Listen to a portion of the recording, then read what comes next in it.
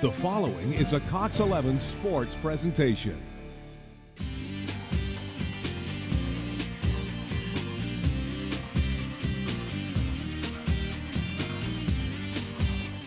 From our Cox 11 studios, this is Sports Report. Hello and welcome to the Cox 11 Sports Report, presenting high school basketball highlights from Hampton Roads to you with my partner Chris Park. I am Matthew Hatfield, and Chris, plenty of exciting action at the Norfolk Scope. Indeed, Matt. It's always great when we head out to the Scope and we get so much great action. We start on the girls' side of the Eastern region with Woodside taking on Lake Taylor. It's the semifinals round. This is like a championship game as Woodside won the region a year ago. Lake Taylor only 3 years removed from a regional or a state title rather, and you see Woodside getting it off right there with Adrian Motley, their star, with a jumper. Motley is going to have a big game for Woodside in this one. Lake Taylor misses on the shot. It's Motley taking it coast to coast. No resistance till she gets to the lane, stops, and scores off the glass. Scores in so many ways, just a variety of ways she gets her points, and the future Miami Hurricane getting it done every night for Woodside. And Lake Taylor's got a star of their own in Fionda Fitzgerald, headed to Temple as she gets the nice roll right there on that jumper.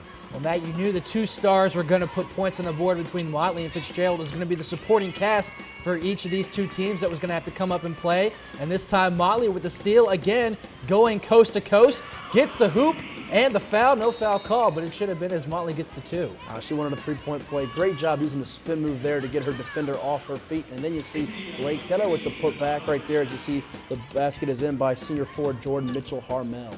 Lake Taylor again working the ball around that perimeter. It's going to fall into the hands of Fitzgerald. She'll make a move to the basket. 14-footer, stop and pop, nothing but net. Great job by Fitzgerald going left to right as she's just operating on all cylinders right now. Then you see the three-point shooting attack for Lake Taylor. It's been good all year long as they dial one up from deep there in Dia McKinney. And that was the emphasis for Woodside, was limiting the three-point shot of Lake Taylor. Unfortunately, in the first half, they were going to call them up short as another three is knocked in by McKinney.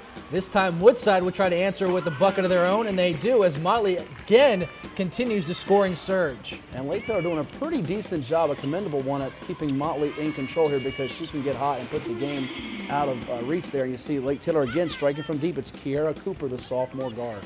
Game tied at 20, late stages of the first half. Motley's going to find a teammate who's going to look down low. And a shot 5 feet from the basket is up and in for Washington. And Woodside's going to have a lead going into the second half, 26-21, Motley with 14 points in the first half. As Lake Taylor is in a rare situation, a deficit, something this undefeated team has not seen all year long. Woodside up 6 as you're approaching the 5-minute mark of the third quarter, but it's that outside shooting attack and the dribble drive game working for Lake Taylor. As you see, they get a scoop shot in there by Cooper. Well, when you make 7 3-pointers, you're going to get the opportunity to do the pump fake, and that time Lake Taylor took advantage. And now defensively, they're going to come up with a steal. Back the other way come the Titans, and the pass to Fitzgerald leads to the basket and the foul. And you know, Sandra Sawyer's Lady Titans only had 1 steal in the first half, Chris. You knew that would not hold up for the whole game because they will get points off turnovers eventually. And you see right there the hustle play right there by McKinney, the junior forward, as she plays hard with a motor every game. McKinney with the heads-up play, and this time Fitzgerald again gets into the lane unimpeded for the basket, and all of a sudden Lake Taylor up by 6 going into the final stanza. A vintage third quarter run by the Lady Titans, and it's Fitzgerald from long distance with a huge three-point shot, and Lake Taylor feels it. A region championship game berth is theirs. And going into the final seconds, it's going to be Fitzgerald with the basketball. She'll hold on, and Woodside comes up just short, 52-51. Adrian Motley, a game-high 31 points, had an opportunity at the end to give Woodside the lead, just came up short. Fitzgerald, 23 points and 4 boards to lead the Titans. So who would Lake Taylor see in the Eastern Region Girls Basketball Championship at the Norfolk Scope? It'll either be their Eastern District rival Maury or the traditional power Princess Anne. Made it to the state final a year ago. Darnell Dozier's Lady Cavs trying to get back to that state final and win it this year, Chris. And Maury is going to have a tall task to come up with a victory in this one, but it gets off to a great start as that three is knocked in by Jada Lucky, and anything but luck with that shot. As Coach Jermaine Woods' team with a bunch of sophomores and juniors, they made it to the region semis a year ago, lost to Woodside, but off to a great start here as you see Lucky and company getting off Maury with a lead here, and they're containing Princess Anne's guards early on. And for Coach Darnell Dozier at Princess Anne, it's not a typical PA team. A lot of youth, but they're going to need their senior leader, Morgan Cooper, to step up, and in the second quarter she would. When's the last time Princess Anne had only 2 points in the first quarter? They're down, but not going to be for long as they will strike it from deep there, as you see Princess Anne getting the three-point shooting attack to go, and now they've got the ball top of the key, drive it inside, and then kick it out there for an open jumper. It is canned there by Danielle Goodhope, the younger sister of Galatia Goodhope.